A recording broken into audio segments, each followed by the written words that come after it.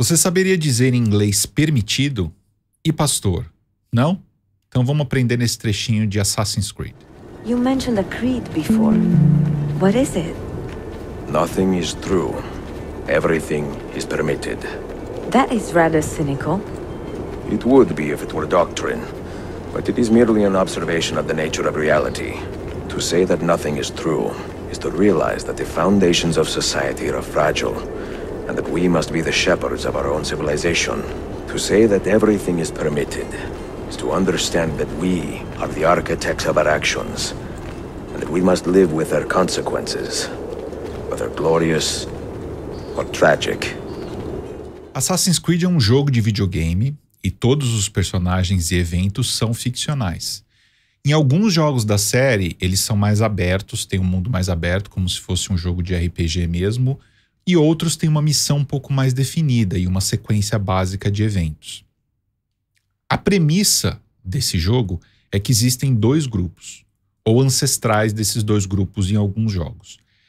Eles lutam entre si sobre a visão que cada um tem sobre o futuro da humanidade. Existem os Templários, que basicamente acreditam que a humanidade não deve ser livre e precisa ser guiada e controlada.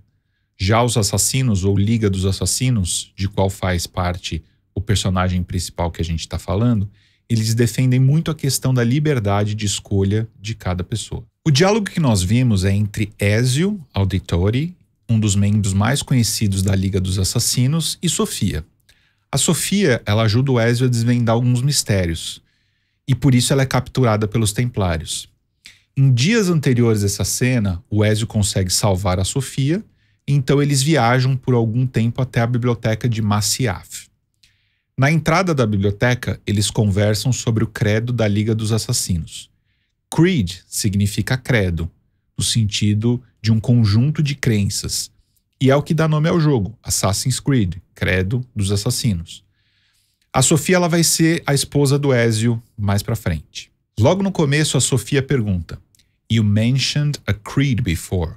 What is it? Ou seja, você mencionou o credo antes. O que é isso? To mention é o verbo mencionar. Creed, como a gente viu, é credo. E before é antes. Aliás, tem uma expressão muito legal com mention que é substituto para a famosa You're welcome. Que todo mundo conhece, né? O You are welcome. Mas pouca gente acaba usando a outra opção, que é Don't mention it. Ou seja, de nada. Então, em vez de falar You're welcome para tudo, você pode falar Don't mention it. Na sequência, o Ezio responde Nothing is true.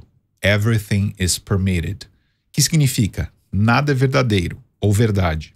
Tudo é permitido. True é verdadeiro ou verdade. Então, quando temos aqueles exercícios que a gente deve anotar se é true or false, a gente tem que colocar se é verdadeiro ou falso. Permitted é permitido. É o contrário de forbidden, que é proibido.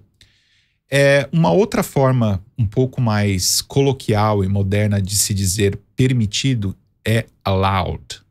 Aí a Sofia diz That's rather cynical, que significa isso é muito, ou bastante, né, cínico.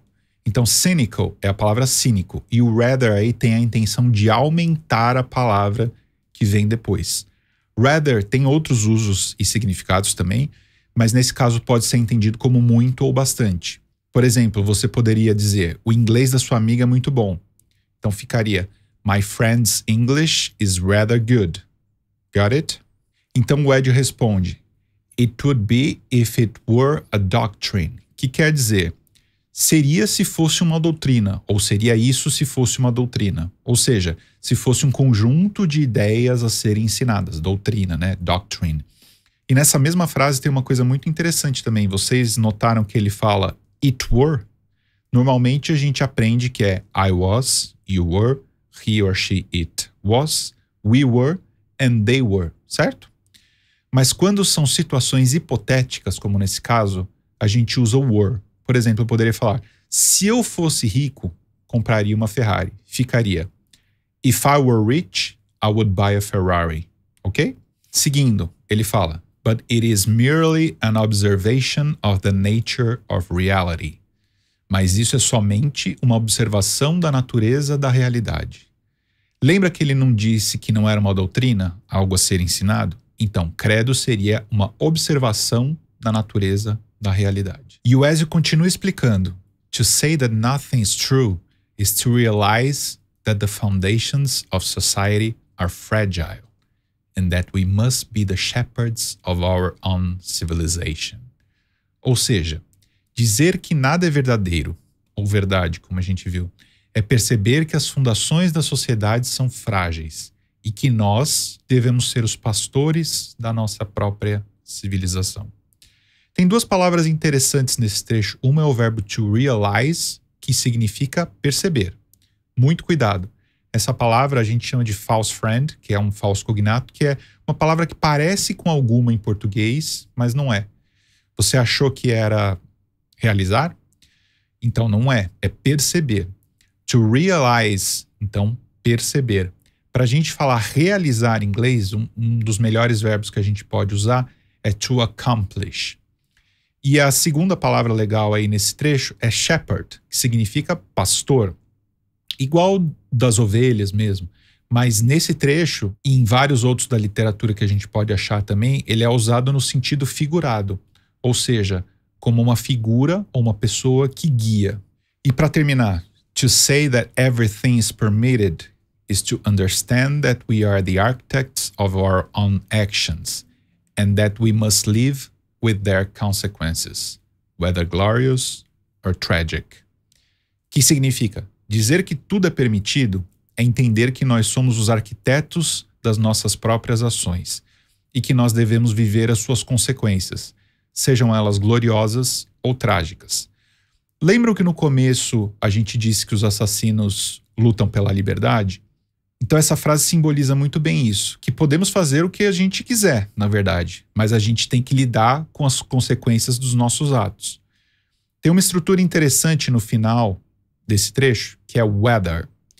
Ela pode ser traduzida como se fosse o se, né? Igual ao if, mas a gente deve usar o whether quando a gente tem opções e alternativas definidas, e o if não. Por exemplo, se chover ou não chover, eu vou sair. A gente poderia dizer isso em inglês. I'm going out, whether it rains or not. Percebe que a gente tem as opções definidas aí, né? E as alternativas. Agora, se a gente dissesse, se chover, vou ficar em casa, ficaria, if it rains, I'll stay home. That's it, guys. See you in the next one.